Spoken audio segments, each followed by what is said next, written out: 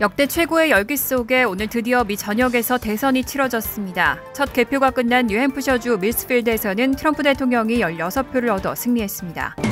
유력 선거 전문 매체인 리얼 클리어 폴리틱스와 538은 바이든 후보가 대통령 당선을 위한 매직 넘버를 확보할 가능성이 더 높은 것으로 예측했습니다. 오늘 밤에는 언론들이 선거 결과 예측을 내놓지 않을 가능성이 있다는 분석이 계속해서 제기돼 왔습니다. 우편 투표가 관건인데 확실한 결과 발표가 더 늦어질 수 있다는 분석이 나옵니다. 미 헌법은 대통령 선거에서 승자가 확실하게 정해지지 않을 경우 하원이 다음 대통령을 선출하도록 하고 있습니다. 펠로시 하원의장은 대선 결과에 논란일 경우 하원이 차기 대통령을 결정할 준비가 돼 있다고 밝혔습니다. 워싱턴과 매사추세츠, 오리건 등 많은 주에서는 선거 후 상황에 대비해 주 방위군까지 대기시키고 있는 상황입니다. 이상은 이 시각 주요 뉴스입니다.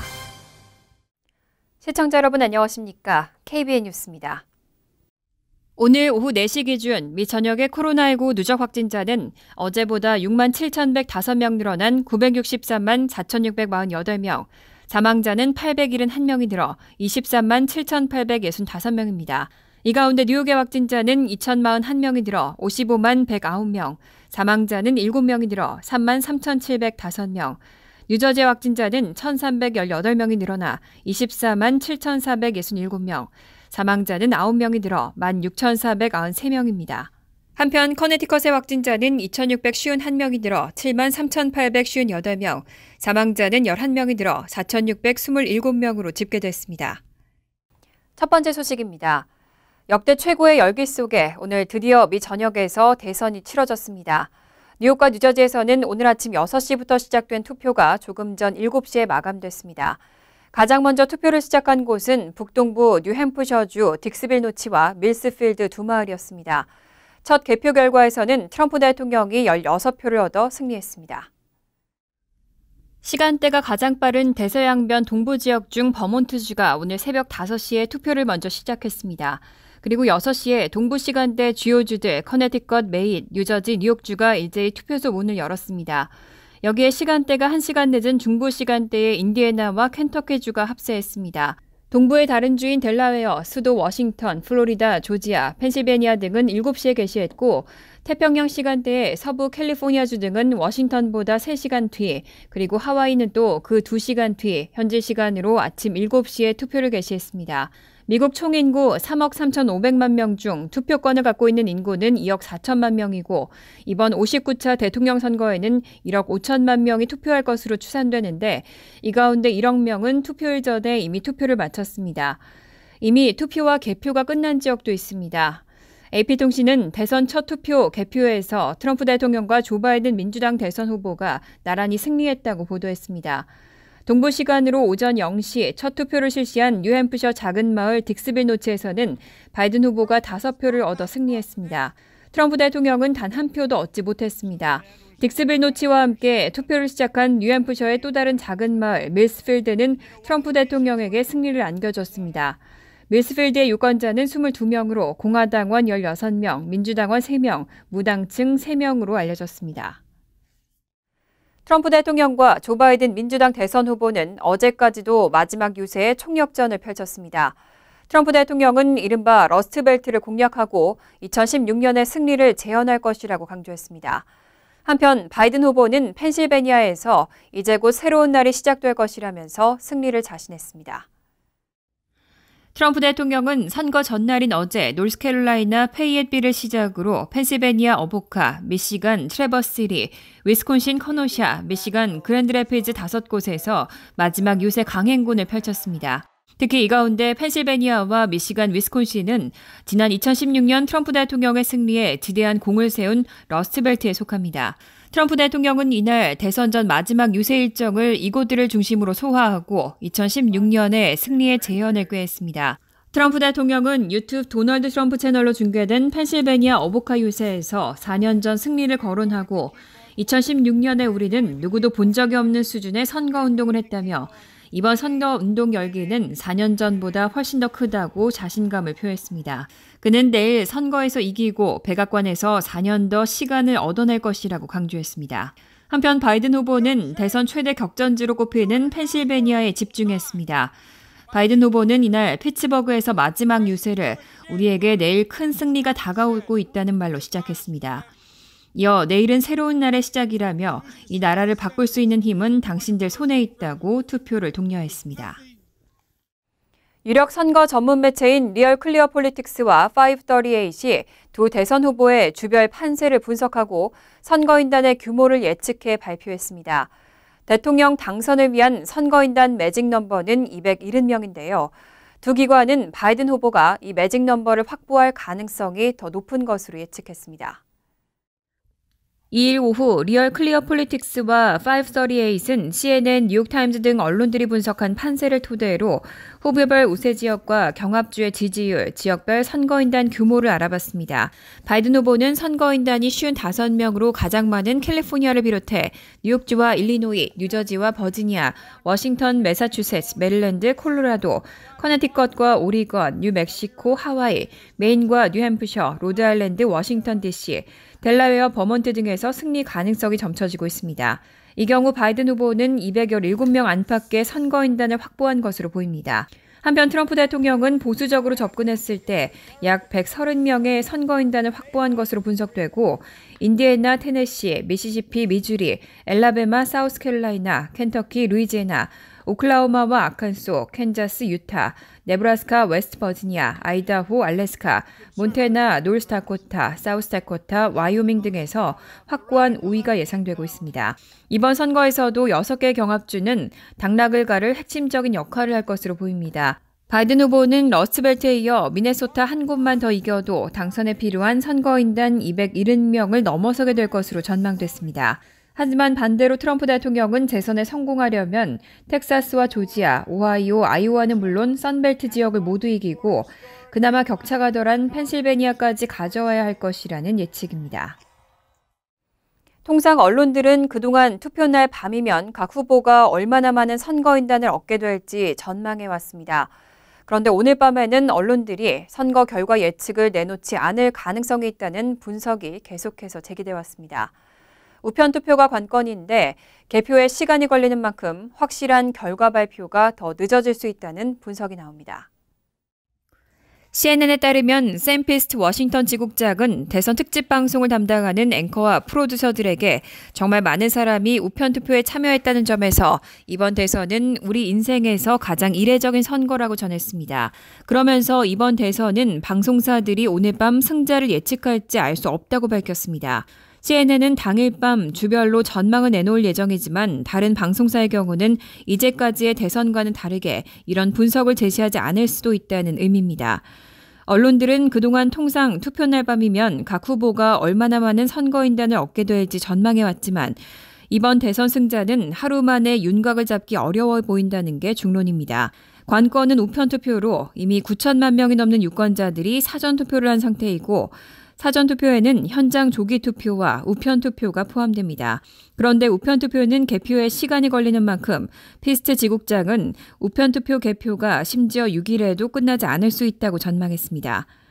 플로리다주와 노스캐롤라이나주 등은 이미 도착한 우편투표 용지를 개봉했고 오늘 밤이면 사전투표에 승자 윤곽이 잡힐 것으로 예상됩니다.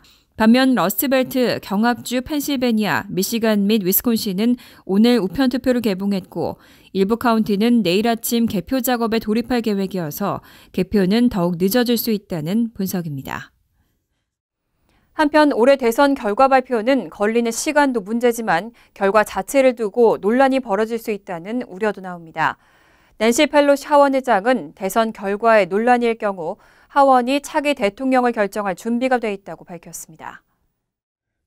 민주당 소속 낸시 펠로시 하원 의장은 오늘 공영 라디오 방송 NPR과의 인터뷰에서 우리는 법률과 하원의 역할을 잘 이해하고 있다면서 대선 결과에 논란일 경우 하원이 차기 대통령을 결정할 준비가 돼 있다고 말했습니다. 펠로시 의장은 트럼프 대통령이 헌법과 민주주의, 선거의 온전성을 무시하는 무책임함을 봐왔다며 하원이 한동안 준비해왔다고 설명했습니다. 미 헌법은 대통령 선거에서 승자가 확실하게 정해지지 않을 경우 하원이 다음 대통령을 선출하도록 하고 있습니다. 각 주별로 한 명씩의 하원 대표단이 과반수로 승자를 결정하는 방식입니다. 현재 하원은 민주당이 다수당이지만 50개 주별로 한 명의 대표단을 구성할 경우 공화당이 26명, 민주당이 22명으로 공화당이 유리합니다. 나머지 2석 중 미시간은 민주당 7석, 공화당 6석, 무소속 1석이고 펜실베니아는 민주당과 공화당 의원 비율이 같기 때문에 트럼프 대통령은 한때 하원으로 공이 넘어가더라도 승리할 수 있다고 자신감을 내보인 바 있습니다. 하지만 이 역시 대선과 함께 치러지는 상하원 선거 결과에 따라 달라집니다. 언론과 월가 분석가들은 이번 선거에서 민주당이 백악관과 상원, 하원을 모두 장악하는 블루웨이브가 일 가능성을 예측한 바 있습니다. 대통령 당선 절차인 선거인단 확정은 다음 달 8일, 선거인단 투표는 14일, 취임식은 내년 1월 20일로 예정돼 있습니다. 올해 대선 결과를 두고 양측 지지자들이 심각하게 충돌할 수 있다는 우려도 나옵니다.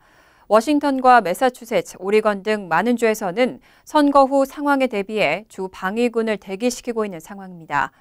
뉴저지와 위스콘신에서도 군인들이 군복 대신 평상복을 입고 대기 중이라는 보도가 나왔습니다.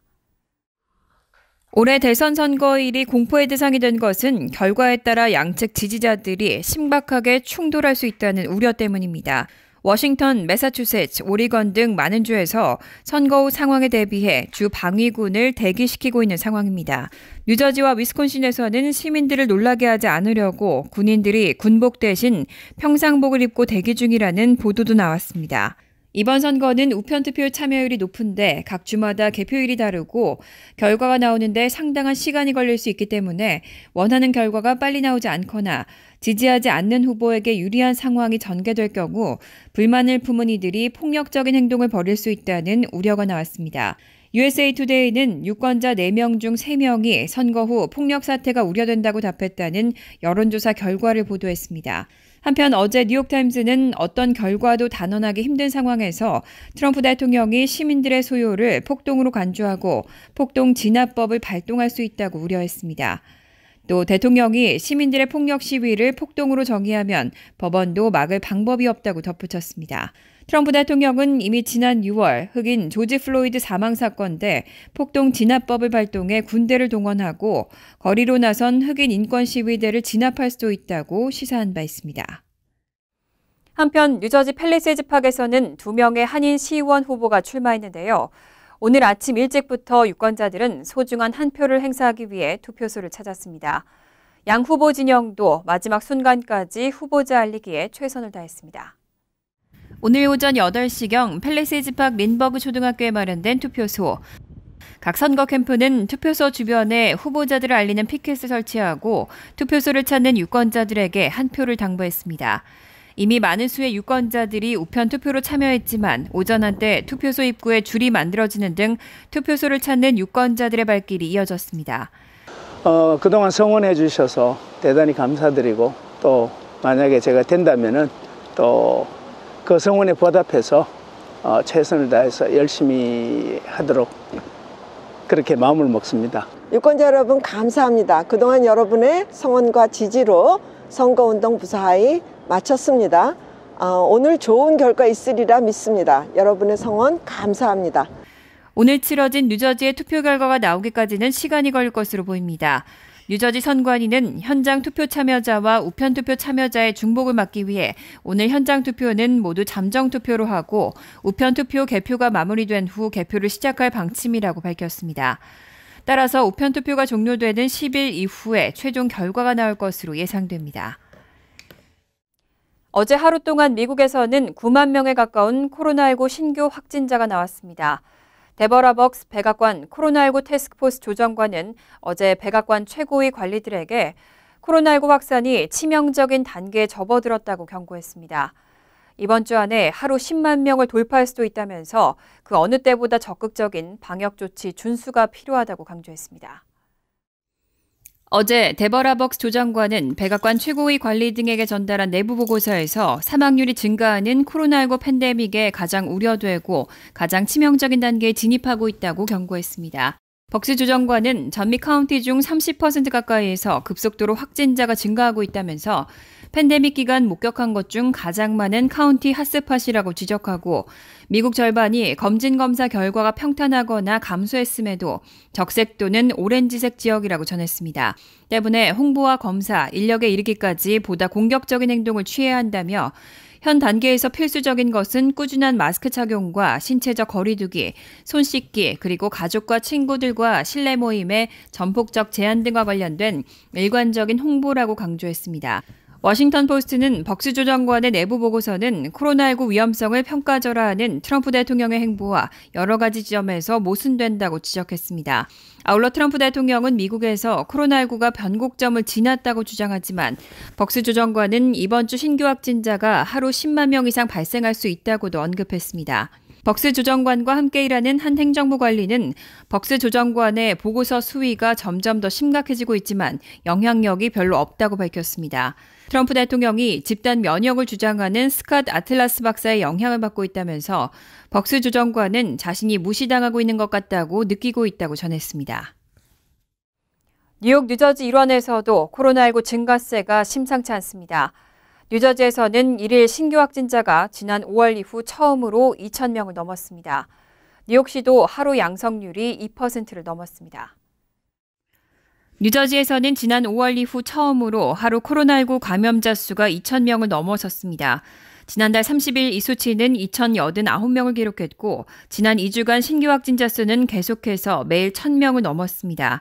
필 머피 뉴저지 주지사는 뉴저지의 코로나 바이러스 제2의 물결이 상륙했다고 우려했습니다. 이런 확산의 원인으로는 날씨가 추워지면서 급증한 사적인 실내 모임이 지적되고 있습니다. 뉴욕시에서도 코로나19 감염이 지속적으로 증가하고 있습니다.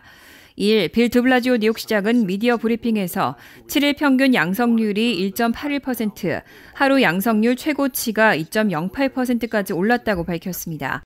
시 보건국은 타주 방문객과 실내 모임을 감염 증가의 주된 원인으로 지적했습니다. 특히 지역 감염으로는 브루클린과 퀸즈 일부 핫스팟 지역이 감염 증가의 상당수를 차지했습니다.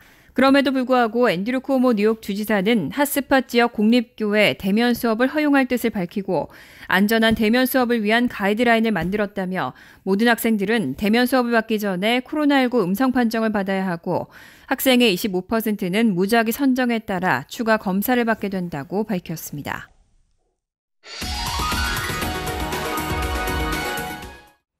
이어서 LA 지역 한인사회 소식입니다. 대선 결과를 두고 내전 수준의 소요 사태가 벌어질 수 있다는 우려가 커지고 있습니다. 특히 LA 한인타운은 시위 빈발 지역에 둘러싸여 있어서 자칫 폭력 시위대가 몰려올 경우 샌드위치식 타격이 우려됩니다. 한인사회는 만일의 사태에 대비하고 비상태세를 유지하고 있습니다. 홍지은 기자가 보도합니다. 미국 대선이 하루 앞으로 다가왔습니다. 일부 극성 지지자들의 폭동이 예상되면서 투표일을 하루 앞둔 한인사회 분위기는 폭풍전야입니다. 타운에서 소요 사태가 발생할 가능성은 낮지만 한인타운이 시위 빈발 지역과 인접해 있어 자칫 샌드위치식 희생양이 될 수 있다는 우려가 커지고 있기 때문입니다.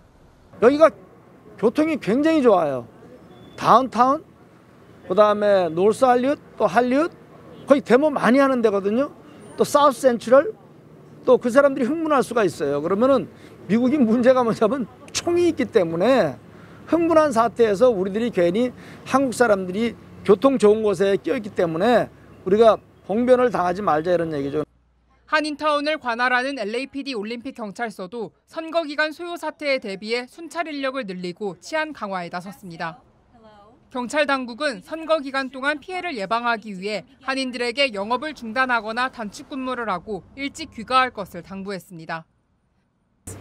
We understand that there's a lot of uncertainty, but please be aware and please know that we will do our best to keep you all safe. And we recommend that if you see something, please say something. And that if you can leave early or close up your shops early, do that. Shut it down, lock it up, and that way you're out. And you're out of the area, and that way it gets you away from the crowds if something starts to spin up. LA 총영사관과 LA 한인회도 만일의 상황에 대비해 비상 연락망을 구축하고 올림픽 경찰서와 긴밀히 협력하는 등 비상 체제에 들어갔습니다. 저희 총영사관에서도 지난번 그 조지 플로이드 시위 사건 때 조직한 TF 활동을 계속을 하고 있고 비상연락망을 정비를 다시 했습니다. 혹시 그 뭐 최근에 이제 LA를 방문을 하시거나 뭐 하시는 분들이 있으면 이런 상황이라는 걸 좀 말씀을 해주시고. 경찰 관계자와 극단주의 전문가들은 명확한 대선 승자가 나오지 않을 경우 11월 3일 선거 당일보다 선거 이후가 더욱 우려스럽다고 내다봤습니다. 대선 결과에 따라 미국 사회가 큰 혼란에 빠질 것으로 전망되는 가운데 선거 당일인 내일부터 이틀 동안 한인타운 내 소유 사태에 대한 긴장감이 최고조에 달할 것으로 보입니다. MBC 뉴스 홍지은입니다.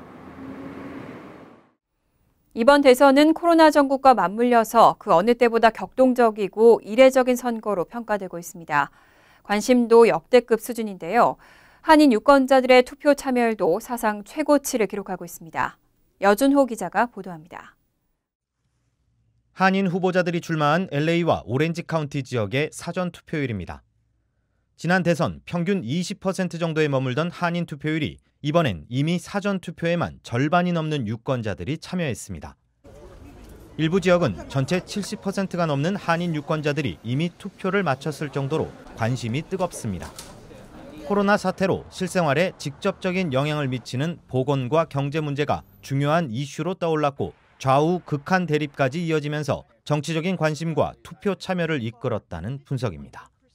지금 극대극으로 좀 갈라지고 있는 이제 미국 정치적인 그 판도와 이번에 이제 100% 우편 투표 참여율로 이제 옵션을 주다 보니까 더 높은 한인 참여율이 나오는 것 같습니다. 이 같은 상황은 미 전역에서도 나타나고 있습니다.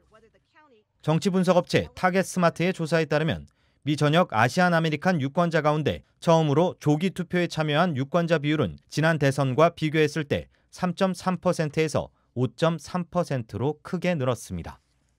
내일 현장 투표율까지 감안한다면 처음 투표에 참여하는 아시안 유권자들은 지난 대선에 비해 2배 이상 증가할 것이란 전망도 나옵니다.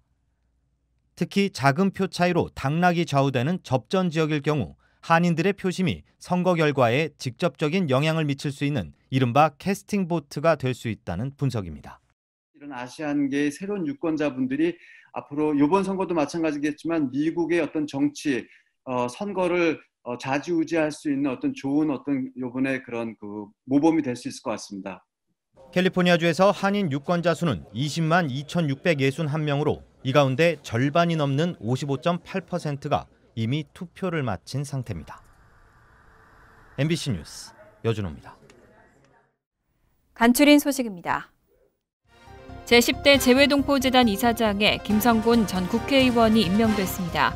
4선 의원 출신인 김 이사장은 민주당 세계한인민주회의 재외동포위원장, 열린우리당 재외동포정책기획단장 등으로 활동하며 재외동포정책 발전을 위해 적극적인 역할을 했다고 외교부는 설명했습니다. 이사장의 임기는 3년으로 한 차례 연임이 가능합니다.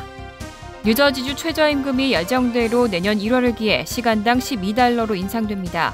빌 머피 뉴저지 주지사는 코로나19 사태로 최저임금 인상을 일시 중단할 필요가 있다는 일부 정치인들과 경제인들의 요구에 대해 최저임금 인상을 멈출 계획이 전혀 없다는 입장을 밝혔습니다. 따라서 뉴저지 최저임금은 내년 1월을 기해 현재 $11에서 $12로 오르며 2024년까지 단계적으로 $15까지 인상됩니다. 앤드류 쿠오모 뉴욕 주지사는 $3억 2,800만 규모의 올해 난방비 보조금 프로그램 신청 접수를 2일부터 받는다고 밝혔습니다. 난방비는 가구당 최대 $741까지 지원받을 수 있으며 자격 조건은 4인 가구일 경우 소득이 월 $5,019, 연 $60,226 이하여야 합니다. 신청자가 뉴욕시에 거주할 경우 가까운 사회보장국 사무소에서 신청이 가능하며 뉴욕시 외 지역은 뉴욕 주정부 복지 프로그램 전용 웹사이트 mybenefit.ny.gov에서 신청서를 내려받아 우편으로 신청하면 됩니다. 한인 노인이 무차별 폭행을 당해 살해되는 사건이 발생했습니다. 일리노이주 호프만 SH 경찰은 지난 27일 정오께 1500 글렌레이크 로드에서 75세 김모 씨가 누군가로부터 폭행을 당한 뒤 쓰러진 채 발견됐다고 밝혔습니다. 사건 직후 김 씨는 인근 병원으로 후송돼 치료를 받았지만 끝내 숨졌습니다. 경찰은 용의자 등 구체적인 사건 경위에 대해서는 밝히지 않고 있습니다. 환율과 증권 소식입니다.